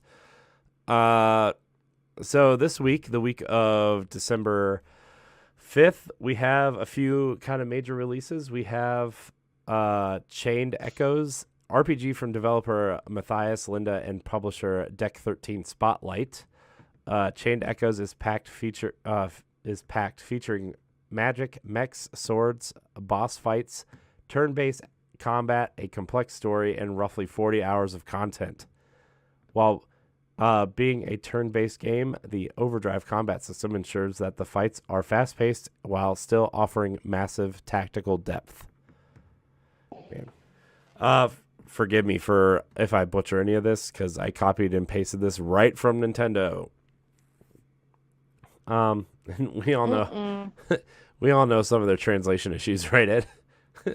Yes. You know we have copywriters, right? That's fine. I do what I want. Samurai Maiden, an action RPG from developer Shade and publisher D3 Publisher. A temple in flames, swirls of black smokes rise high into the sky. The angry shouts of soldiers can be heard all around. Before you stands a bearded old man. Wait, is that Nobunaga Oda? A young woman from the 21st century with sharp swordsmanship skills finds herself in Honoji during the Sengoku period. Together with a trio of newfound ninja friends, she races through the underworld beneath Honoji, confronted by enraged corpses at every turn. Nothing can stop this all-female powerhouse team as the young woman turned samurai slashes up enemies while the ninja wipe them out with their fierce ninjutsu. Got some quarrels here. It's fine.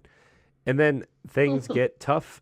Activate the devoted heart technique to have samurai and ninja lock lips to enhance their abilities. Okay. There are so many exhilarating epic battles to take on. Slay the demon lord of the Sengoku period and forge everlasting bonds with your ninja friends. A brand new female-led sword fighting action game is here. Okay. Fun. On On 12-9, Dragon Quest Treasures, the action RPG from Square Enix. With the vast world of Draconia to explore and tons of tantalizing treasures to find, Eric, Mia, and their cute companions will need some help. The team soon befriends and recruits a veritable variety of well-mannered monsters. That you don't need veritable and variety in the same sentence. They're the same word. Oh my gosh. But you definitely need well-mannered monsters. You do.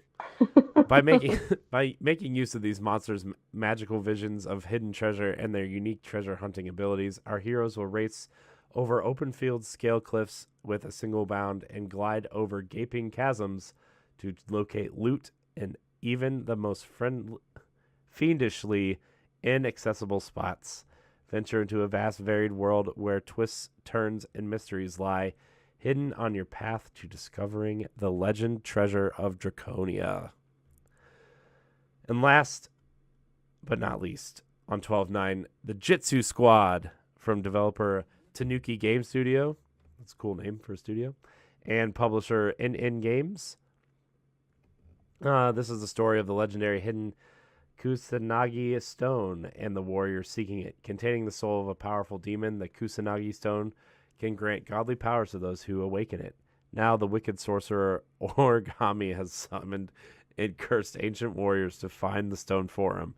Hiro, Baby, Jazz, and Aros. Together they are the Jitsu Squad. Control the entire Jitsu Squad in single-player mode or play with up to 2 people in local couch co-op. Tag team mode makes it possible to play locally with one friend, where each player chooses 2 characters. So that's what's coming out this week. Anything stick out to you guys? Anything gonna grab your fancy? Definitely. Sorry, Ruddy. Chain Echoes. It's giving me so much Chrono Trigger vibes to it. There's another game that came out on Switch. That was on PC. Dang it, I cannot think of it. I have to look it up. But it's giving me those kind of vibes from its look. So definitely that's the one that I'm picking up. Samurai Maiden is kind of, I don't know. I think I'll wait for a sale for that. Dragon Quest Treasures, I haven't planned on getting it, but I've been hearing it seems like it's been getting some good talk about that game. So I'll probably would pick it up.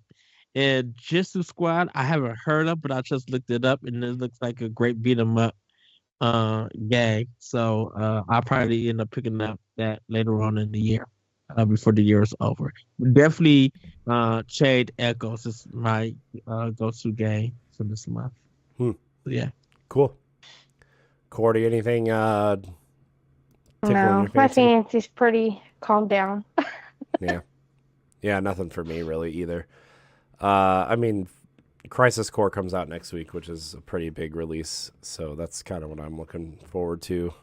But I mean, if I had money, it'd definitely be Dragon Quest, but that's about it. yeah, I mean that's the biggest name on this list for sure. All right, guys, it's time for our returning segment, Game Fact Advance. This week in Nintendo history. What? I didn't even get to do it. It's interesting. That's fine. Go ahead. Nope. Go ahead. Do it. It's time Go for ahead and do it. it's time for Game Fact Advance. Do. Game Fact Advance is the returning fan favorite segment. It's This Week in Nintendo History. This week in 2001, everybody. One of the most influential and historic fighting game sequels released on the GameCube. Super Smash Bros. Melee. Released with a massive update to its roster and let players customize their experience with its items, massive levels, and more.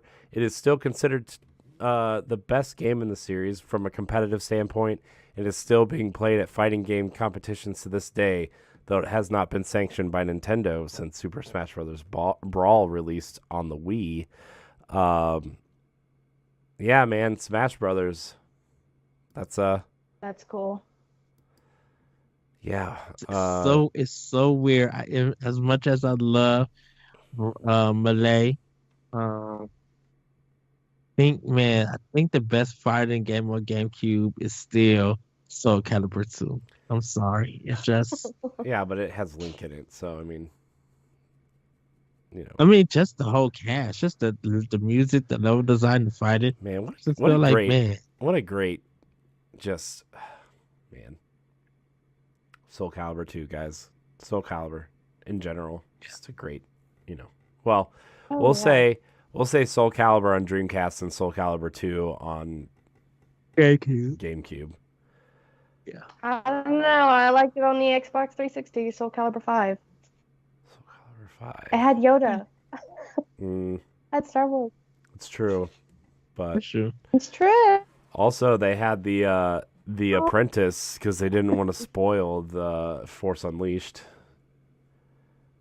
I think Force Unleashed, by the way, underrated. You know what? I never played the Xbox or PlayStation 3 versions, only the Wii version. Well, gross. The Wii. The Wii. Gross.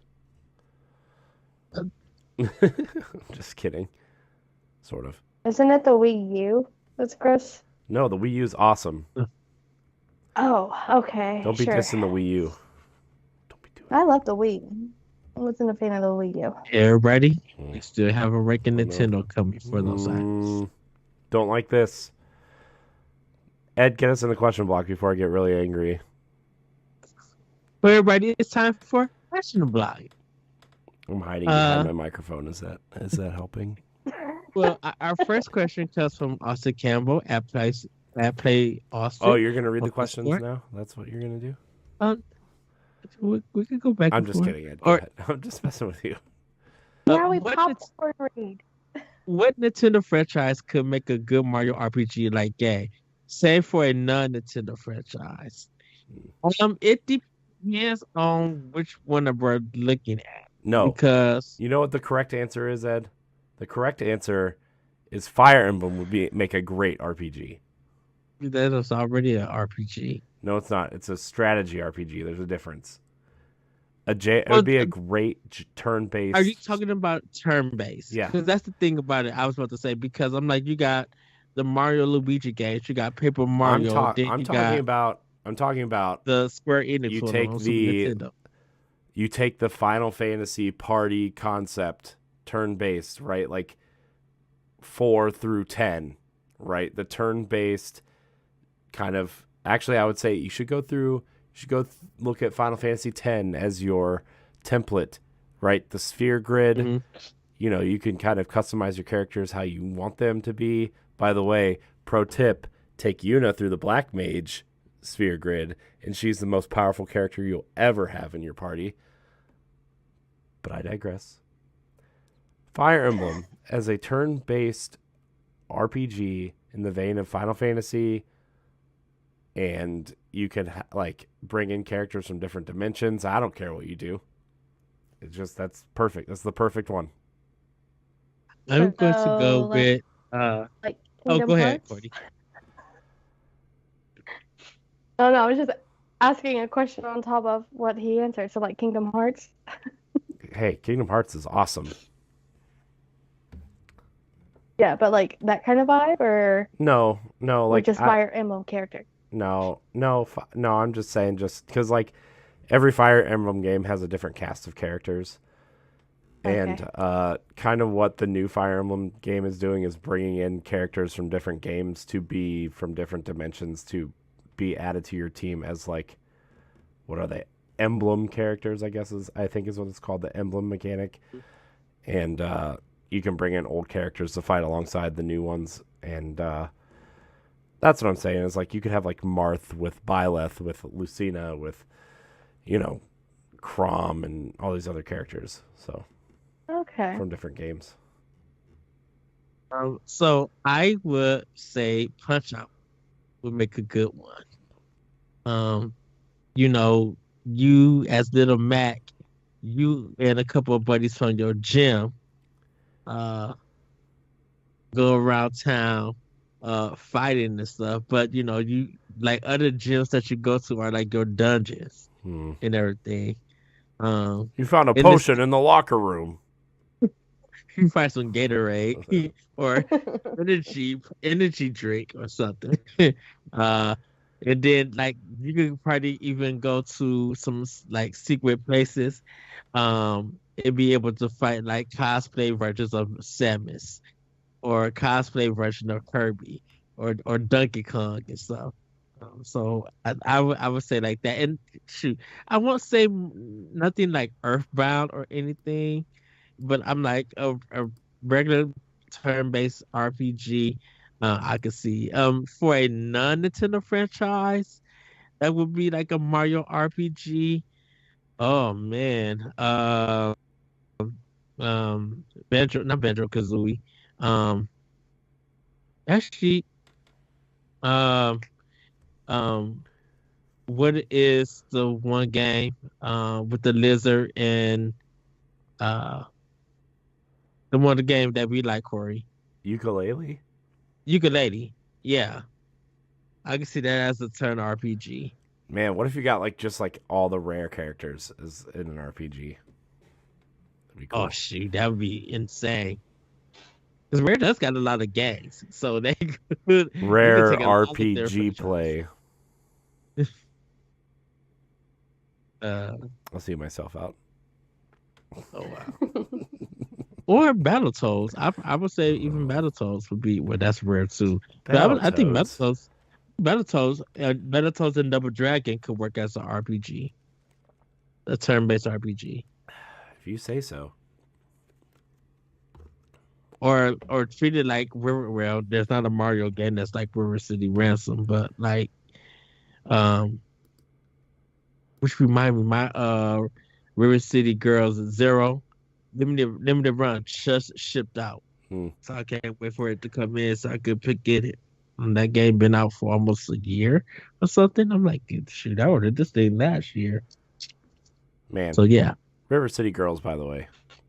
Great game. So good, dude.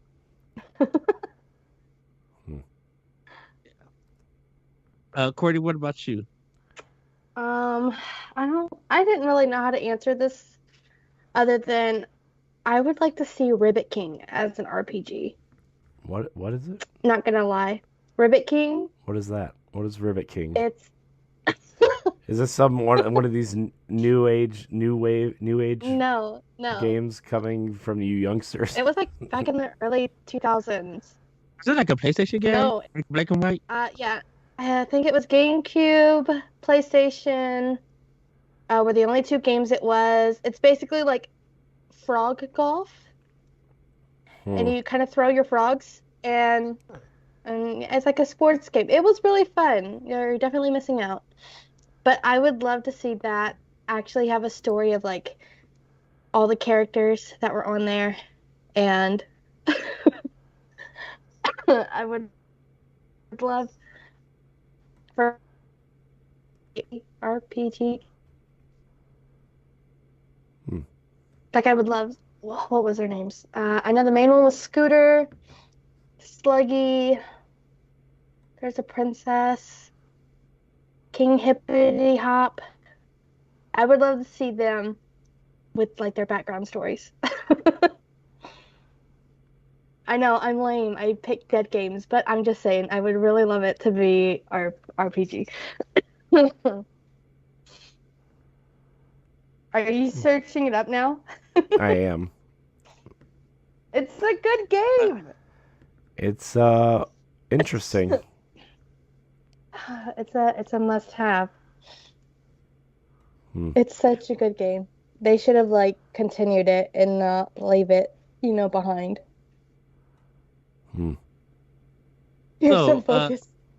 So another question. What games are most annoying when you lose save progress? I lost 4 hours of progress in Ni no Kuni, and I think JRPGs might be the worst games to have to replay because of lost progress. Oh goodness. Man, a lot of games that crash and stuff, or the game gets corrupted.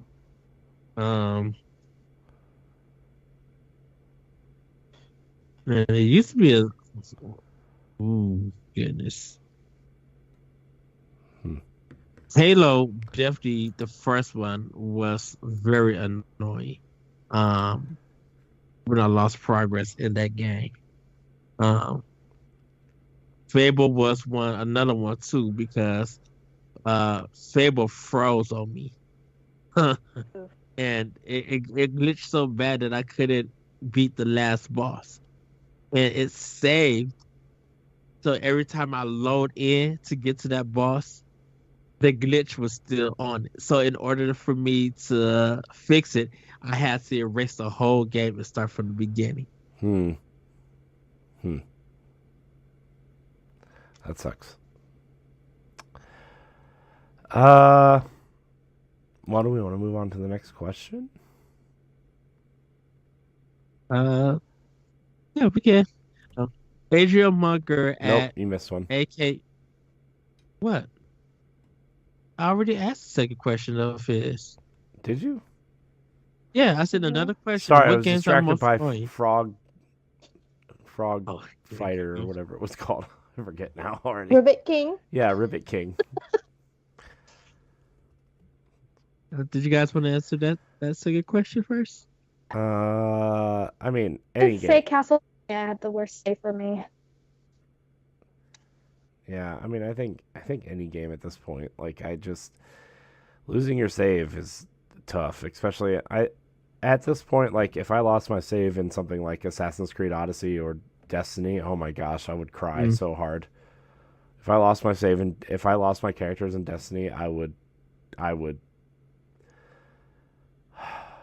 be so upset. Anyways, that was that question. Sorry, I was distracted by Ribbit King. Oh, Look, if you haven't tried any GameCube game and you come across it, get it, try it. It's a really good game. I don't think I believe you. I don't know. Like, I'd rather No, look, buy there's that there's a sheep in a spaceship with like a little I It's don't cute know. It and looks like fun. somebody was tripping on something and they're like, "Oh, I got an idea.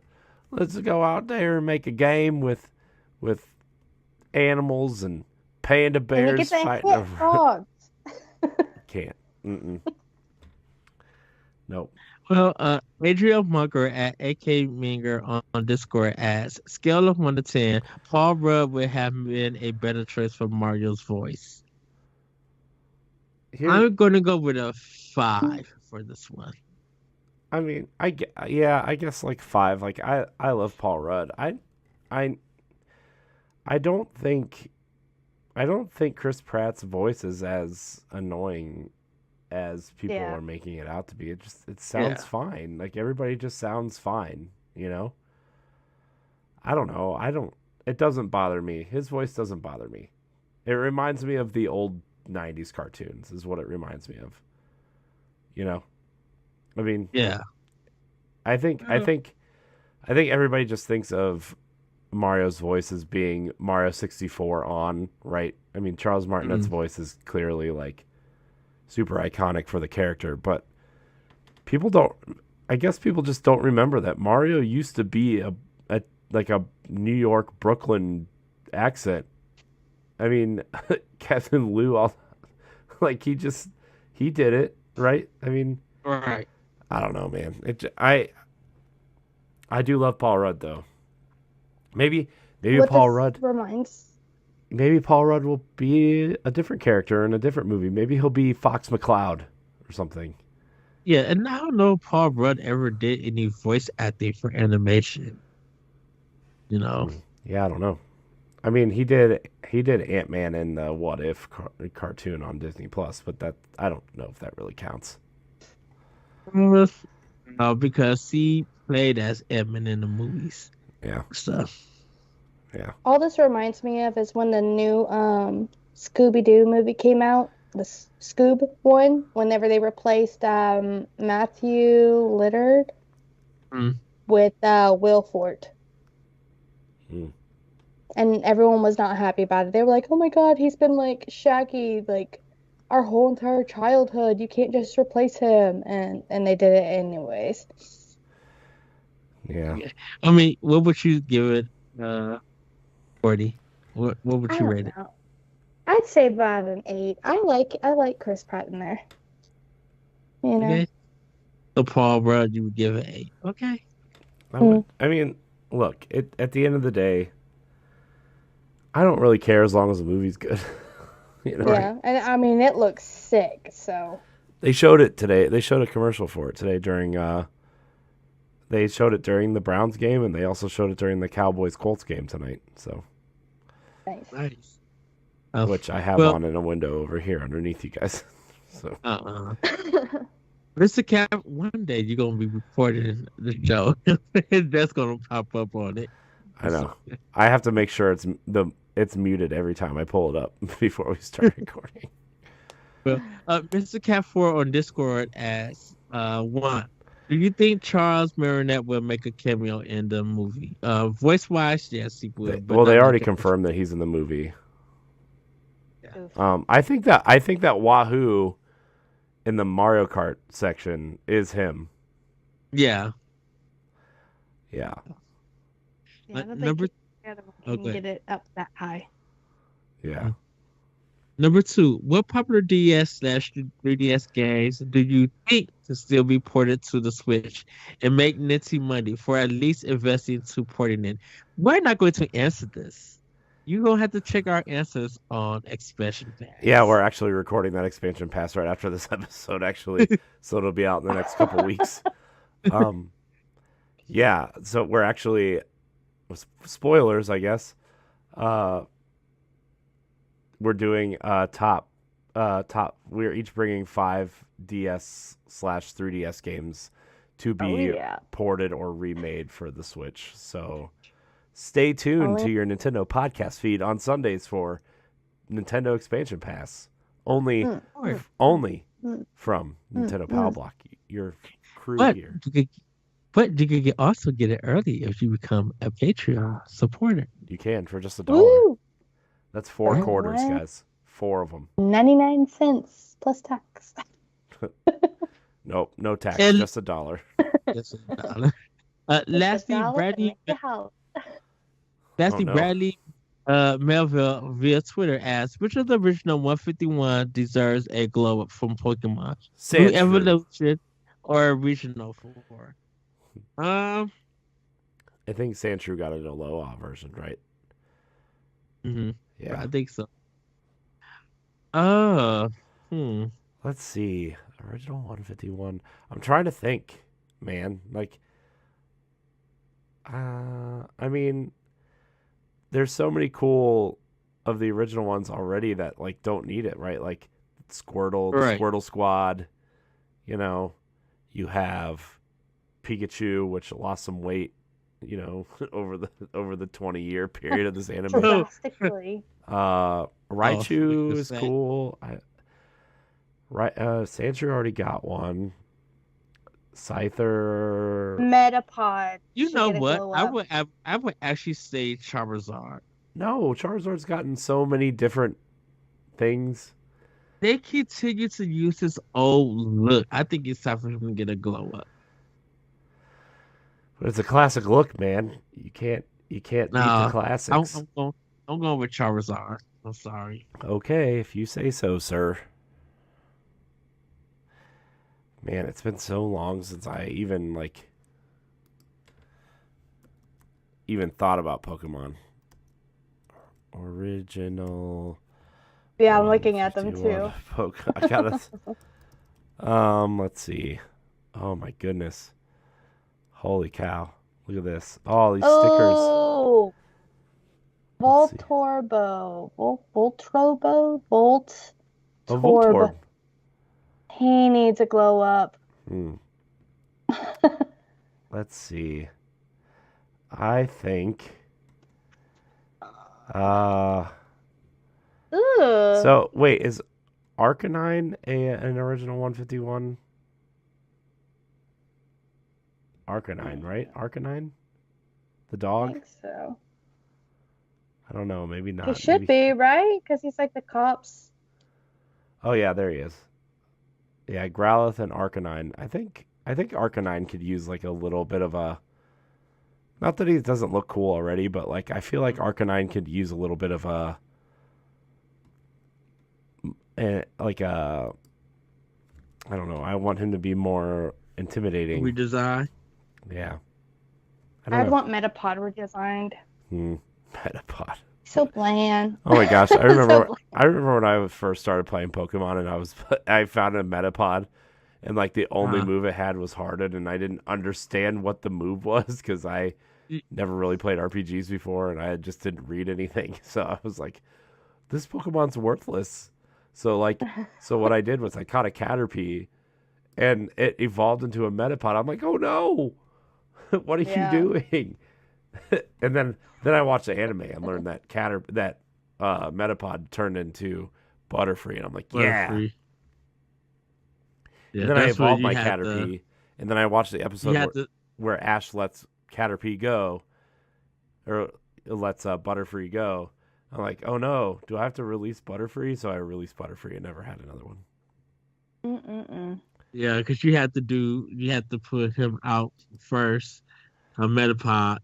And then switch him with the Pokemon that you need so that he can gain levels. And once he gains the right levels, he'll turn to Butterfree. Yeah. What was the Seal Pokemon? They can make the Seal Pokemon look cooler. Really? Yeah. It's kind of boring. I forgot it existed. That's how boring it is.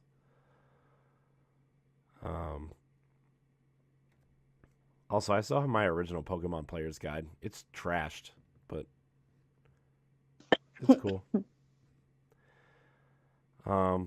Jinx could use a glow up. Oh wow! God, there's probably some really scary fan art of Jinx. I don't want to look it up. I was gonna type in Jinx to see if there was any updates, but I don't want to see any like deviant art of Jinx. Sonic the Hedgehog, furry, whatever. Look, if you're into that, it's cool. I just don't want to see it. Anyways. Yeah, we talked more about Pokemon today than I thought we ever would. Back to you, Ed. Well, everybody, that's going to be it for Nintendo Pow Block. Courty, where can we find you? You can find me on Twitter and TikTok and sometimes Twitch at Courty_Yikes. Yikes. Courty, where can we find you? You can find me on Twitter and Instagram at IamCourtyHD. You can find me on Expansion Pass. You can find me on Boss Rush Podcast and other things here on the Boss Rush Network. You guys can find me on Twitter at ThatRetroCode and on Instagram. You can also check me out on Discord with the other crew from Boss Rush. You can find Nintendo Pow Block on our YouTube page, Boss Rush Media. You can find me on Talk the Walk 1v1 and other podcasts here at Boss Rush Media. With that, everybody, have a great week. Have a great weekend. Check out our Patreon. Become a supporter. And we know we got that $10 tier, silver tier, where you can pick the games for us. Join us for a game night and more. Yeah, you don't want to pick our own games, do you? So with that, everybody, have a great week and have a great weekend. And we'll see you next time on Nintendo Pow Block. Bye, everybody. Bye. Goodbye.